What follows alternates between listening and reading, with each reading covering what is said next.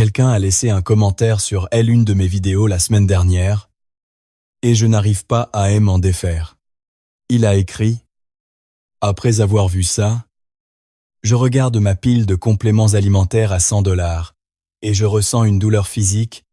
Vous êtes en train de me dire que la fontaine de jouvence, n'était que du germe de blé et du vieux fromage. » J'y ai réfléchi pendant un moment, parce qu'ils n'ont pas tort.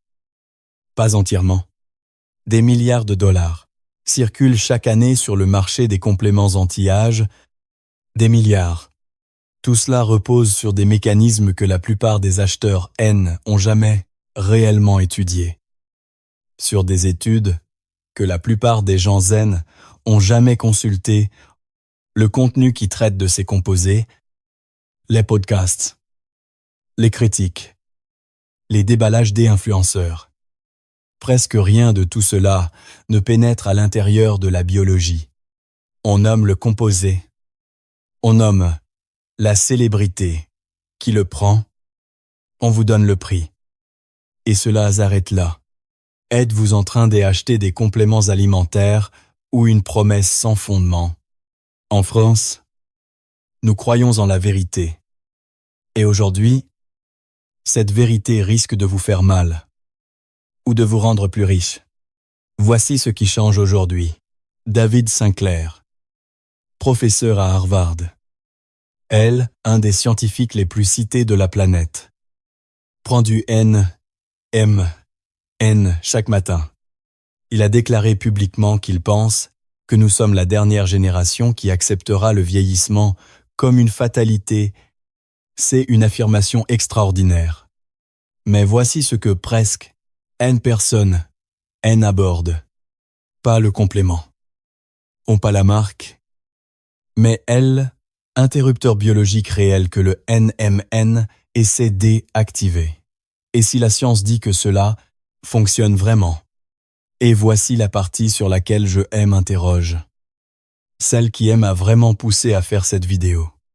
Une étude publiée tout récemment a révélé que un des composés anti-âge les plus populaires de cette liste, pourrait également accélérer la croissance des cellules cancéreuses dans des conditions spécifiques.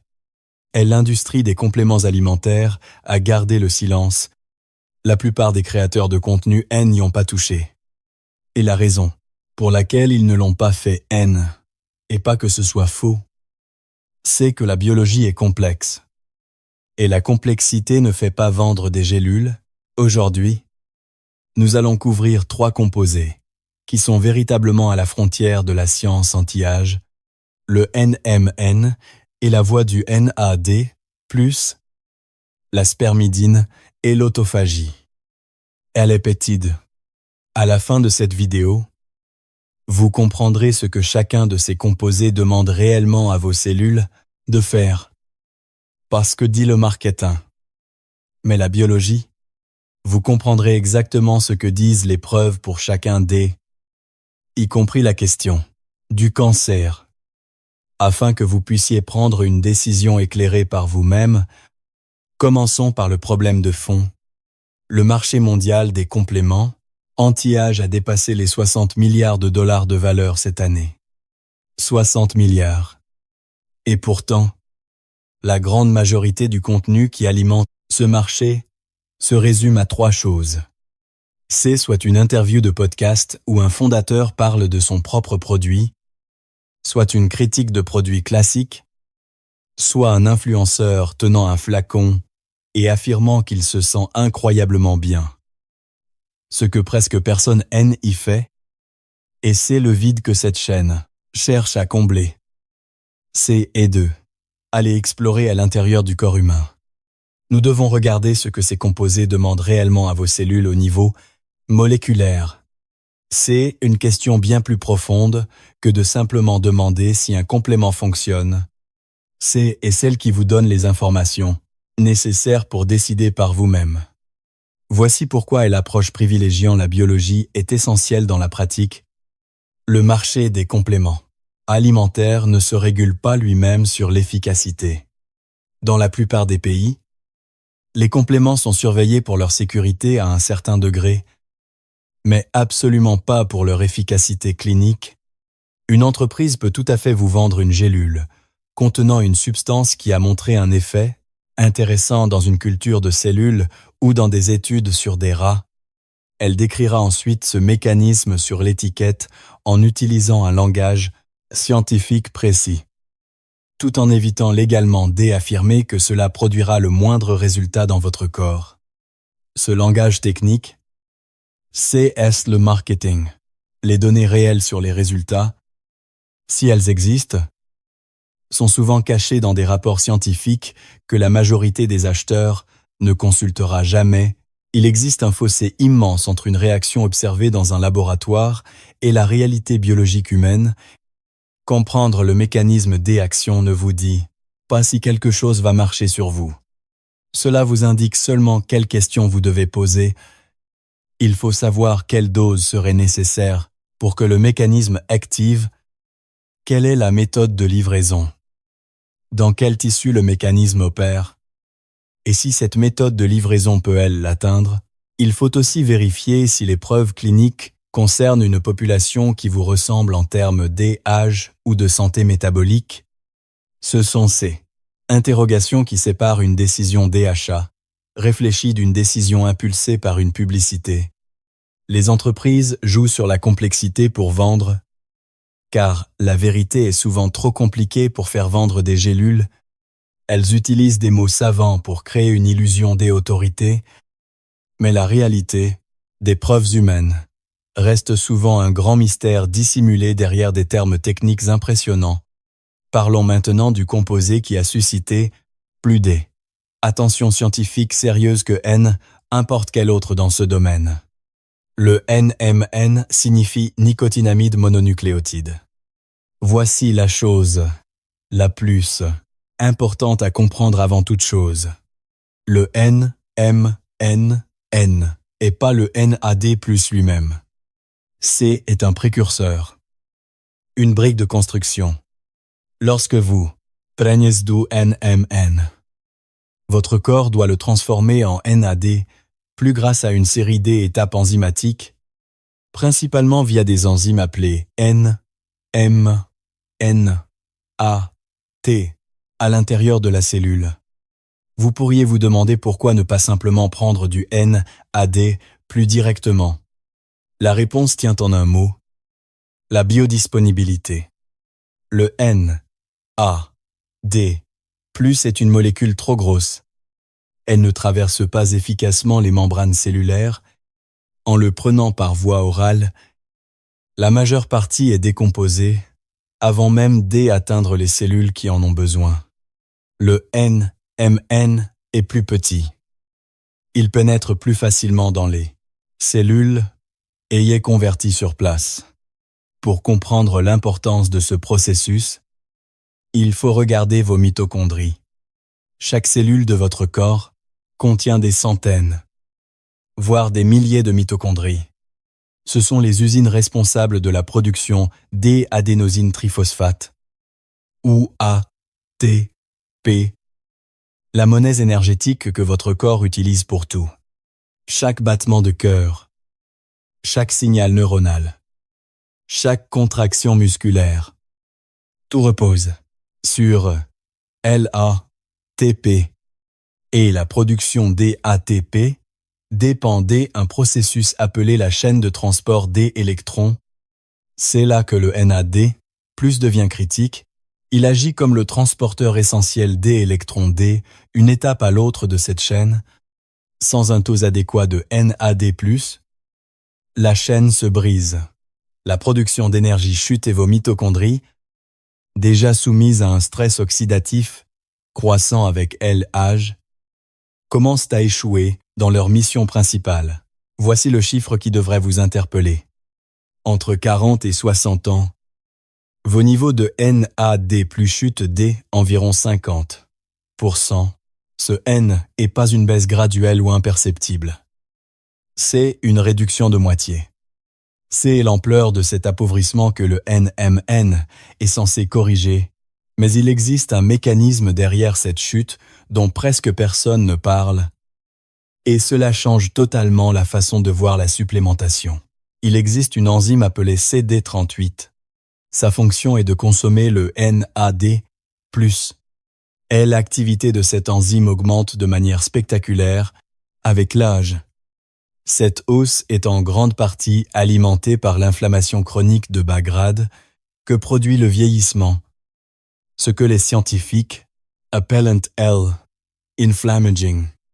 Plus il y a d'inflammation, plus votre corps génère de CD38. Plus il y a de CD38, plus il dévore votre NAD+. C est un véritable voleur d'énergie.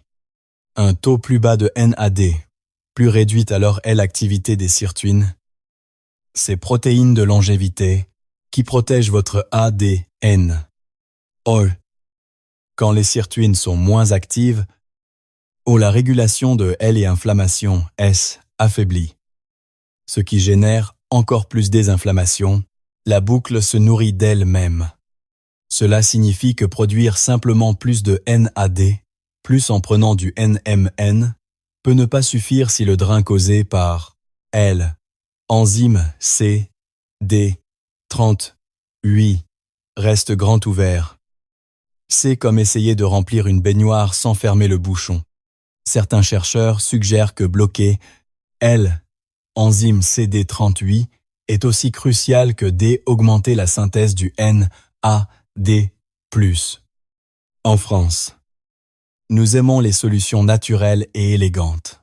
L-apigenine, un flavonoïde présent dans le persil, le thé à la camomille ou le céleri, est un inhibiteur connu de la CD38. Ce niveau de complexité biologique N apparaît jamais dans les publicités.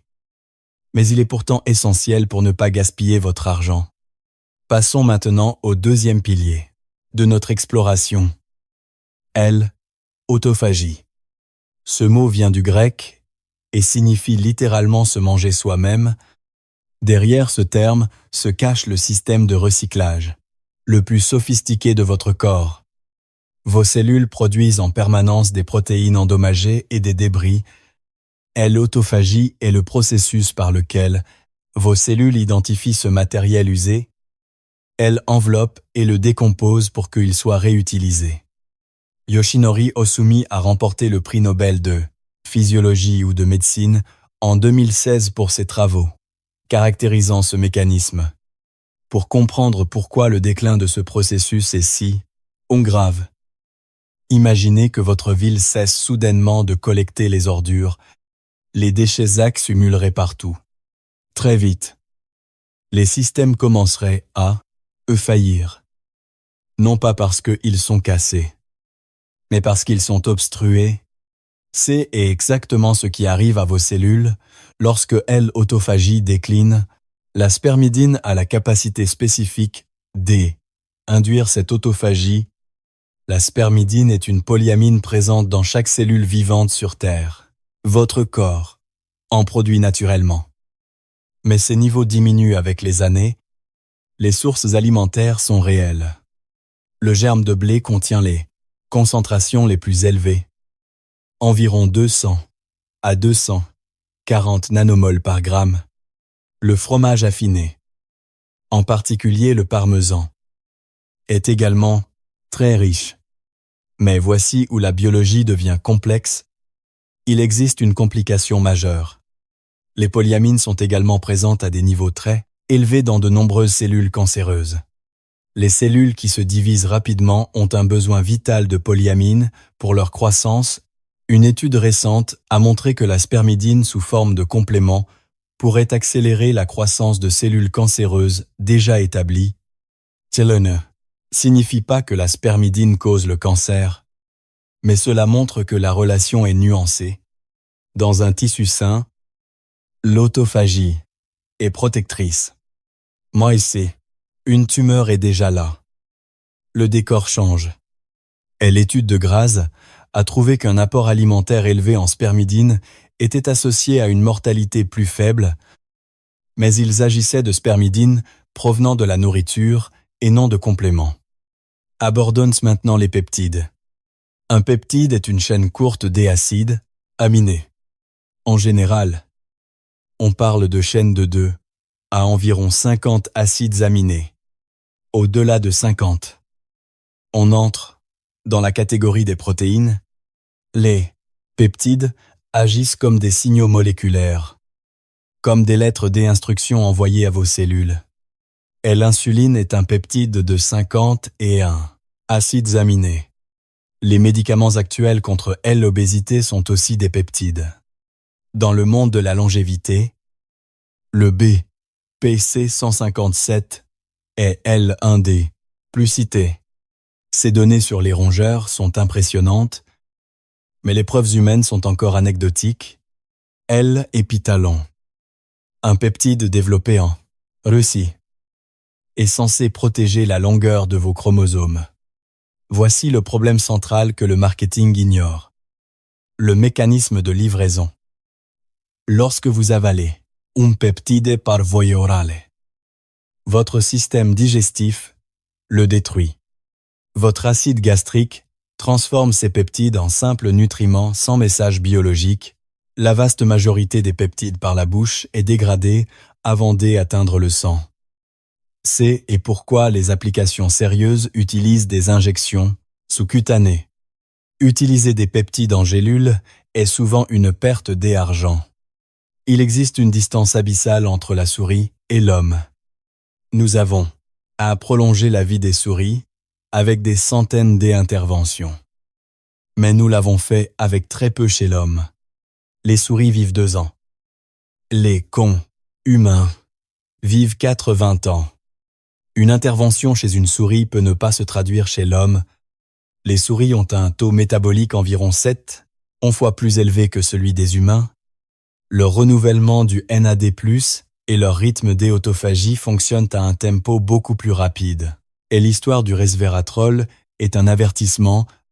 Il a généré un enthousiasme immense. Pourtant, il a échoué à reproduire ses effets dans les programmes indépendants. Le NMN fait face au même défi. L'honnêteté intellectuelle consiste à reconnaître que la science est encore à un stade précoce pour faire un choix éclairé. Divisons les preuves en 3 niveaux. Le premier niveau est le plus solide. La spermidine issue de la nourriture a prouvé son lien avec une vie plus longue. Les peptides sur la peau pour la cicatrisation ont des bases réelles. Le deuxième niveau inclut le NMN ou le NR. Ils augmentent bien les niveaux de NAD+, mais les effets globaux sur la longévité humaine restent à confirmer. Le troisième niveau regroupe les peptides injectables et les doses massives de spermidine. Ici, vous êtes dans L. Expérimentation personnelle. N. Oubliez jamais le principe fondamental. Chaque mécanisme, que ce soit la production de NAD+, ou l'autophagie, est naturellement activé par vos habitudes. L'exercice physique, la musculation, le jeûne intermittent et un sommeil profond sont les véritables moteurs. Les compléments ne sont que des aides facultatives. Sans une fondation solide, vous demandez à une pilule de faire un travail que votre propre biologie gère mieux. Ne laissez pas votre portefeuille s'amincir alors que vos cellules restent les mêmes. Si vous voulez investir dans votre avenir, investissez d'abord dans la connaissance. Partagez cette vidéo avec ceux qui dépensent sans comprendre. C'est ainsi que nous gagnerons la bataille contre le temps, par l'intelligence, et non par une carte de crédit. Merci de m'avoir suivi. Et à très bientôt pour une nouvelle plongée au cœur de votre biologie.